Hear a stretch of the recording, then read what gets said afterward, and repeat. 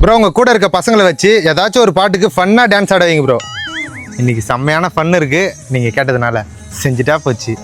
Dance எப்படி இருந்துச்சு சொல்லிட்டு மறக்காம கமெண்ட் பாக்ஸ்ல கமெண்ட் பண்ணிடுங்க.